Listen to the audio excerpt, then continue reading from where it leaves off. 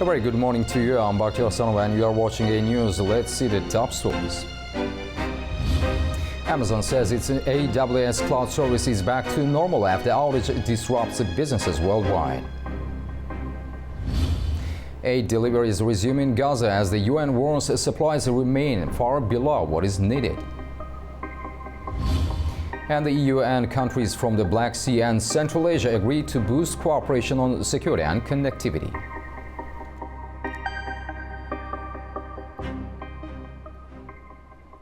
Thanks for joining us. Well, Monday's internet chaos left millions offline as Amazon's cloud platform AWS went down. From airline delays to leaving users unable to use applications like Snapchat and Reddit, the outage caused widespread disruption and forced businesses and people to scramble for alternatives. Now Amazon says its cloud service is back to normal. But let's take a look at how one outage on a single platform managed to ripple across so much of our online world and what it reveals about our growing dependence on big tech. Imagine waking up Monday morning to find that thousands of websites and apps you rely on, from Snapchat to Reddit, have simply stopped working.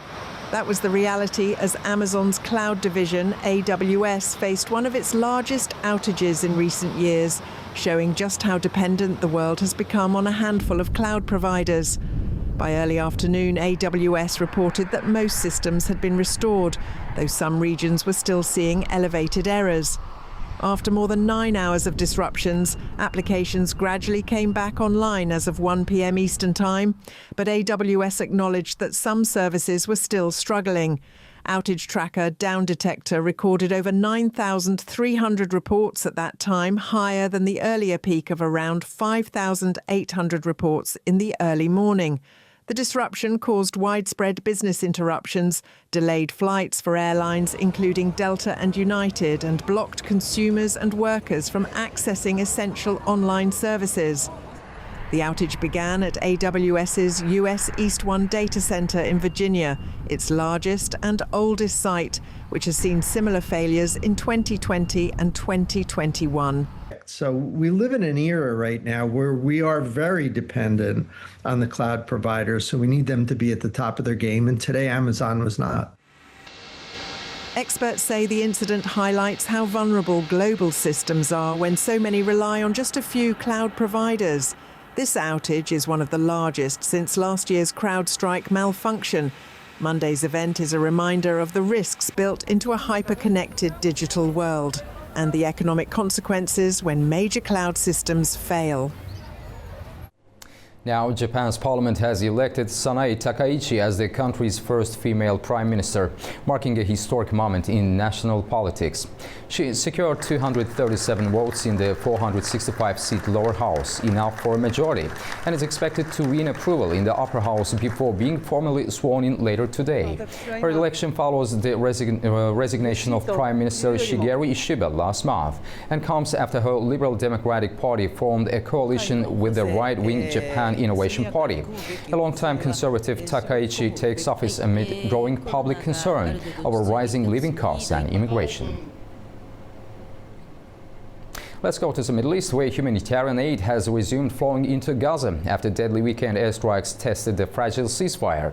The United Nations says both sides have recommitted to the truce, but warns it remains on edge.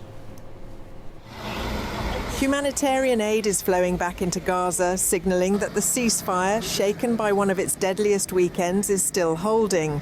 According to local health authorities, Israeli airstrikes killed at least 26 Palestinians, including women and children, after militants launched an attack that left 2 Israeli soldiers dead. The United Nations says both sides have recommitted to the truce, but warns the calm remains extremely fragile. We are encouraged that the parties have reaffirmed their commitments to implementing the ceasefire in Gaza and commend the steadfast efforts of the mediators. We do, however, remain concerned by all acts of violence in Gaza and the reported attacks and strikes that took place. The Israeli military says its strikes targeted Hamas field commanders and weapons depots. But in Gaza, residents say entire families were wiped out. In Khan Yunis and Nusayrat, survivors searched through the ruins. One relative called the ceasefire meaningless. They hit belts of fire while they were in their homes. This is the ceasefire, as you can see. The weekend bombardment briefly halted aid deliveries. But by Monday, convoys were again crossing through Kerem Shalom, carrying food, fuel and medical supplies. For the first time, Israeli authorities allowed UN monitors to oversee shipments at the nearby Kisufim crossing, a move described as a welcome step for transparency. And yesterday, for the first time, Israeli authorities allowed the United Nations to deploy monitors at the Kisufim crossing. This is, of course, a welcome development as it will provide us with much needed visibility into that segment of the pipeline. The UN's humanitarian chief, Tom Fletcher, has wrapped up a visit to Gaza and the West Bank, announcing a 60-day aid scale-up and inspecting UN projects supporting displaced families. Regional partners from the Gulf and Australia have pledged fresh funding as international agencies race to reach those still without shelter or clean water. To Europe now, where Hungary's Foreign Minister Peter Szijjártó says European politicians are not interested in peace and are trying to block a planned US-Russia summit in Budapest. Speaking after an EU foreign ministers meeting in Luxembourg, he accused leaders of seeking to prolong the war in Ukraine. Az európaiak nem arra helyezik a fókuszt. The Europeans are not focused on, nor are they interested in, whether the Budapest Peace Summit will actually bring peace. And I have to conclude from today's speeches that the European politicians will do everything they can to prevent this summit from happening in the first place. Instead of being happy that another US-Russian summit will happen, instead of being happy that another big step can be taken towards peace, instead of everything, European politicians continue to support the continuation and prolongation of the war. British soldiers will soon be authorized to shoot down unidentified drones posing a threat to military bases under new powers announced by Defense Secretary John Healey. Speaking at an event in London, Healey said the measure to be included in the upcoming Armed Forces Bill would allow troops and Ministry of Defense police to take fast and decisive action against drones deemed dangerous. Currently, UK forces can only neutralize drones electronically through GPS or signal jamming. The new kinetic option will expand their authority to use force if necessary. The move follows a surge in drone activity over European airspace. Ukraine's President Volodymyr Zelensky will join a coalition of the willing meeting in London on Friday, French President Emmanuel Macron has said, as Kiev seeks more support against Russia. Formed by France and Britain in February, the so-called coalition of the willing has spent a month discussing military support for Ukraine and ways to deter future Russian attacks after potential truce. As for us, we continue to advance at Ukraine's side, which is resisting bravely. I think that we must not submit to any of the latest disinformation. Ukraine is continuing to resist with a great deal of courage by continuing to innovate, to produce, and we will hold a meeting of the Coalition of the Willing on Friday, partly in person and partly virtually, which will gather some of us in London, and President Volodymyr Zelensky will be there. And so we continue to advance. EU's ministers agreed in Luxembourg on phasing out Russian gas and oil and coordinating sanctions against the shadow fleet. Our Anita Sharma has more in Arnhem. Welcome to This Day in Europe as European foreign ministers meet in Luxembourg. The EU's foreign policy chief, Kaja Kallas, set the tone with a clear message. The bloc remains firmly aligned with Ukraine, but the road ahead demands more than words. She noted that efforts by partners such as the U.S. to bring about peace are welcome, but the reality is Russia, quote, only understands strength and only negotiates when it's really put to negotiate. She reiterated that any meaningful settlement must include Ukraine at the table, pointing to the upcoming and controversial summit between U.S. President Trump and Russia's Vladimir Putin in Hungary as ill-timed if Kyiv is excluded. About Putin, she said, quote, "It's not nice to see that really a person with an arrest warrant from the ICC is coming to a European country." Beyond Ukraine, the agenda spanned the Middle East, the Indo-Pacific, and connectivity partnerships. Ministers discussed the humanitarian situation in Gaza, the need to reinforce the EU's Indo-Pacific reach, and the upcoming discussions with Central Asian and South Caucasus partners. Kallas emphasized that while the Middle East ceasefire had passed a first stress test, achieving sustainable peace would require far more. Crucially, she flagged energy and sanctions as instruments of strategic pressure. She called for strengthened coordination to target Russia's so-called shadow fleet, shipping mechanisms that help Moscow circumvent sanctions and continue war funding. She said discussions are taking place with member states on how to better coordinate actions regarding the shadow fleet. Parallel to the foreign policy meeting, the EU's energy ministers met and agreed to a landmark roadmap phasing out Russian oil and gas. Under the agreement, new Russian gas import contracts will be prohibited from January, short-term contracts will end by next June, and long-term contracts will be terminated by January 1st, 2028. For oil, the phase-out date remains the end of 2027 under current legislation. The ministers framed this as a dual move, cutting off a major revenue stream to Russia's war machine while shoring up the EU's energy independence and resilience. Member states are required to prepare national diversification plans by next March. However, significant challenges remain. Countries such as Hungary and Slovakia, heavily reliant on Russian energy, have voiced strong reservations. Budapest especially warned that a forced cutoff would deeply damage its energy security and economy. Overall, though, the meetings mark a moment of convergence for the EU. Foreign and energy policy becoming explicitly intertwined. Europe is signaling that its support for Ukraine, its diplomacy in the Indo-Pacific, and its internal energy transition are part of one overarching geopolitical blueprint. Kallas's remarks underscore that for the EU, defense, diplomacy, and energy are no longer siloed, but are part of the same strategy. For A News, I'm Anita Sharma in the Netherlands. U.S. President Donald Trump said he will visit China early next year at Beijing's invitation. Trump also said he expects to work out a fair trade deal with Chinese President Xi Jinping. U.S. President Donald Trump says he plans to visit China fairly early next year. Speaking during a meeting with Australian Prime Minister Anthony Albanese, Trump praised his relationship with Chinese President Xi Jinping. I want to be good to China. I love my relationship with President Xi. We have a great relationship. I've been invited to go to China, and I'll be doing that sometime fairly early next year. We have it sort of set. But I think we're going to have a very good relationship with China. And again, they will threaten us with rare earths. I don't think they're threatening us too much right now. Trump's statements come after a tense week in U.S.-China trade relations.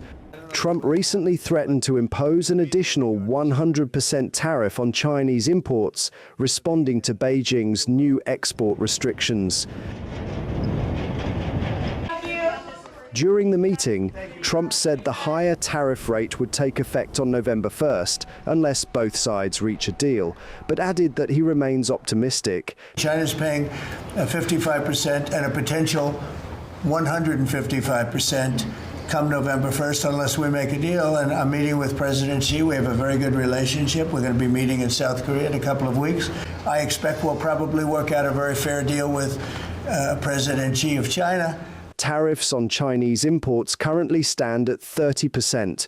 The White House has not yet announced exact dates for the visit, but Trump's planned trip could mark a turning point in U.S.-China relations. Staying in Washington, President Donald Trump met with Australia's Prime Minister on Monday, signing a $53 billion critical minerals deal and major defense and security agreements. The moves aim to boost the U.S.-Australia alliance, secure vital supply chains, and counter China's growing influence in the Pacific. Ubi Shbander has more from Washington, D.C. He may be the president of the United States, but Donald Trump also relishes in being referred to as the deal maker in chief. Its $53 billion worth of critical mineral mining deal was signed on Monday with Australia's Prime Minister. The White House said that the critical mineral framework will unleash the potential of both countries' abundant natural resources. The U.S. and Australian governments intend to invest more than $3 billion together in critical mineral projects in the next 6 months. The American Export-Import Bank also is issuing 7 letters of interest for more than $2.2 billion in financing, unlocking up to $5 billion of total investment. The Australian and U.S. leaders view this deal as central to advancing critical minerals and supply chain security projects between their two countries. And defense and security were also high on the agenda in the meeting between President Trump and Prime Minister Albanese. China is expanding its navy and pushing into the Southern Pacific. Both Washington and Canberra are eager to enhance mutual defense cooperation, including on minerals critical for building high-tech weaponry. The U.S. Department of War announced that it will invest in the construction of a 100 metric ton per year advanced gallium refinery in Western Australia, further advancing self-reliance in critical mineral processing. Australia is making new defense investments that are expected to bolster the U.S.-Australia alliance. This will include a purchase worth of $1.2 billion of unmanned underwater vehicles built by American defense firm Anduril, as well as other big-ticket purchases of American military hardware. The Australia-United Kingdom-United States Trilateral Security Partnership, also known as AUKUS, is primarily meant to counter challenges posed by China's rising military power in the Pacific and Indian Ocean region. President Trump said that he intends to close the gap with China when it comes to the production of warships, something that Beijing has heavily invested in over the years. And space is another frontier of cooperation between the United States and Australia. NASA and the Australian Space Agency signed a framework agreement to strengthen civil space and aeronautic cooperation. NASA's Artemis program, which will return astronauts to the moon, will be joined by Technology Development Lunar Rover from Australia. And it was a day where a number of major deals were signed between President Trump and the Australian Prime Minister, signaling the importance of Australia to the U.S. defense and economic interests. Obi Shabanner, A News, Washington, D.C. Major renovations are underway at the White House. Part of the East Wing is being demolished to make room for President Donald Trump's $250 million ballroom. Large construction equipment was seen tearing down a part of the White House complex that has housed the First Lady's offices, a theater, and the entrance used to welcome foreign dignitaries. Trump later wrote on social media that the East Wing is being fully modernized as part of this process and will be more beautiful than ever when it's complete.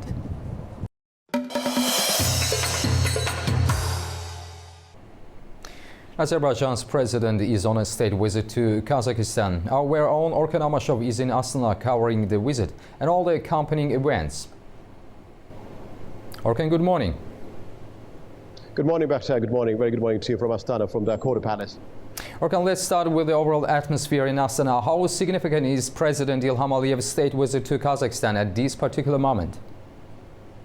Bakhtar, I'm currently on the 3rd floor of the Quarter Palace. Just a few moments ago, official welcoming ceremony for President Aliyev's arrival has taken place. And naturally, all the key elements of that ceremony took place, with President Aliyev being introduced to the members of the Kazakh delegation and President Aliyev himself introducing his Kazakh counterpart to the members of Azerbaijan delegation. We heard national anthems, and currently, actually, two leaders are having one-on-one meeting in one of these rooms in this beautiful Akkorda Palace. It's a very important meeting, and I earlier managed to interview some of the ministers of the government of Kazakhstan. It looks like the very important documents will be announced today. Some of them relate to connectivity. In particular, there's an investment fund established, and the 300 million investment fund is going to be announced, which will help in terms of actually investing into this connectivity project, connecting Akhtar with Baku, and also digital Silkway connecting Akhtar with Sumgayit. It's called the cyber optic cable, connecting these two places. So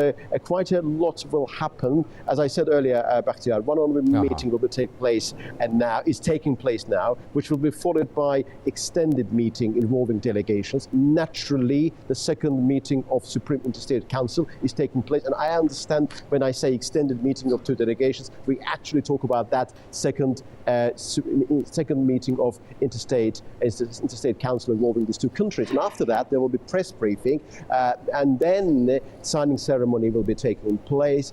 Late afternoon, I think everything will be over. It's a very important meeting back here, but of course, announcements are yet to be made. But the atmospherics here are incredibly telling about the potentiality involving these two countries and about what is to come. Orkan, beyond the economic dimension, what political or strategic signals is this visit sending to the wider Caspian and Turkic regions? Bakhtiar, it is abundantly clear to everybody that if you want to establish and augment this Trans-Caspian geography, Trans-Caspian diplomacy, you need to make sure that the relations between the two biggest countries in their respective regions are actually improving incrementally. Yes, there is a challenge in terms of the trade volume, which is not really massive. It stands at $547 million.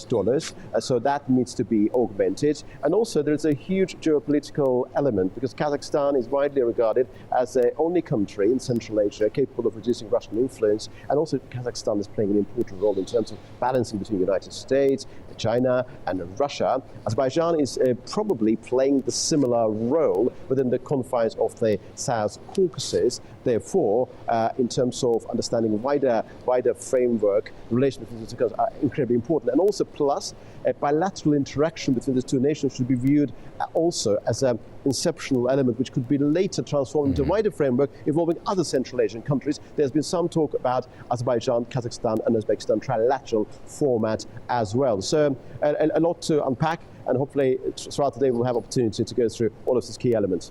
Orkan, thank you very much for your comprehensive reporting and insights from Astana. We truly appreciate your coverage and look forward to your updates throughout the day. Thanks a lot. Thank you, Bakhtiar. Thank you very much indeed. Iran's Supreme Leader Ayatollah Ali Khamenei dismissed U.S. President Donald Trump's proposal for renewed negotiations. He rejected Washington's claim that Iran's nuclear capabilities had been destroyed. Khamenei said Trump's approach was bullying disguised as diplomacy, criticizing the idea of talks conducted under pressure. His comments follow 5 rounds of indirect U.S.-Iran nuclear talks that ended after a 12-day U.S.-Israel air campaign that targeting Iranian nuclear sites in June.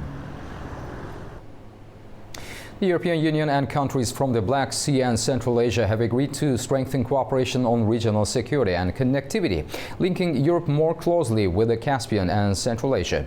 At a high-level meeting in Luxembourg, ministers from Azerbaijan, Turkey, Kazakhstan and others backed plans for a Black Sea maritime security hub to safeguard trade routes and critical infrastructure.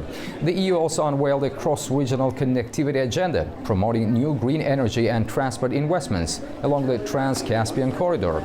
Brussels says the initiative will help counter hybrid threats, boost regional resilience, and open a new bridge between Europe and Asia.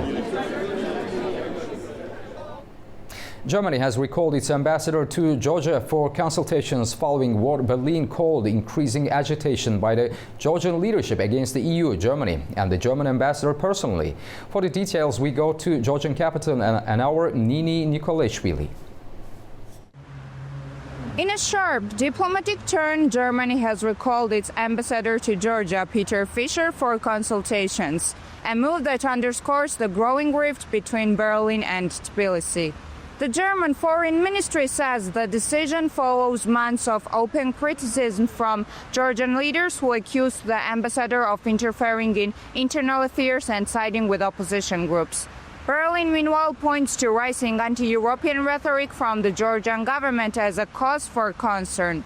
The recall comes just before an EU Foreign Affairs Council meeting where Georgia's relations with the bloc are expected to feature prominently. In Tbilisi, the ruling Georgian Dream Party insists that the move could serve as a reset.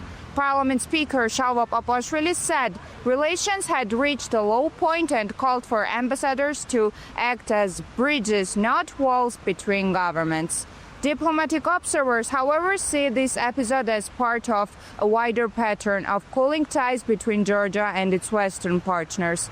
Fisher, known for his outspoken defense of democratic values, often clashed with officials over media freedom and civil society. The recall reflects not only a personal dispute, but a broader struggle over Georgia's foreign policy direction, between its long-stated European aspirations and an increasingly confrontational stance toward the European Union. Nini Nikolaishvili, Tbilisi, A News. There is a new momentum toward peace between Pakistan and Afghanistan. The two countries have signed a bilateral agreement in Doha, pledging to end hostilities and work towards stable neighborly relations. Our Tamim Bahis brings more from Kabul. According to the Afghan spokesperson Zabiullah Mujahid, the Doha talks concluded with both sides agreeing not to support any groups conducting attacks across the borders, a move seen as a crucial step after months of rising tensions. The negotiations were mediated jointly by Qatar and Turkey, both praised for their role in bringing the sides together.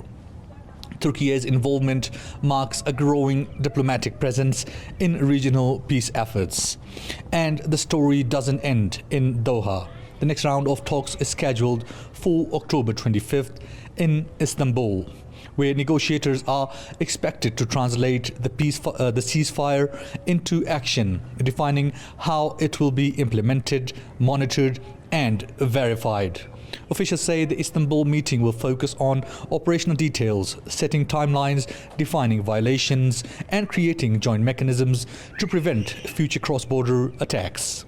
Turkey will host and co-mediate the follow-up discussions alongside Qatar. Ankara has long maintained strong ties with both Islamabad and Kabul and is now stepping forward as a neutral bridge between the two. The Turkish Foreign Ministry has pledged to support efforts for lasting peace and stability between the two brotherly nations. Turkish intelligence chief Ibrahim Kalin was also involved in the Doha meeting, underlying that Ankara's mediation isn't just diplomatic, but part of a broader regional security effort. Holding the next phase in Istanbul signals that this is more than a one-time ceasefire. It's the beginning of a long-term negotiation track, one that could reshape security and cooperation along the Afghanistan-Pakistan border, with Turkey and Qatar steering the dialogue forward. Tamim Bahis in Kabul, A News. That's your news update for this morning. From all of us in the studio, thank you for watching and stay tuned to A News.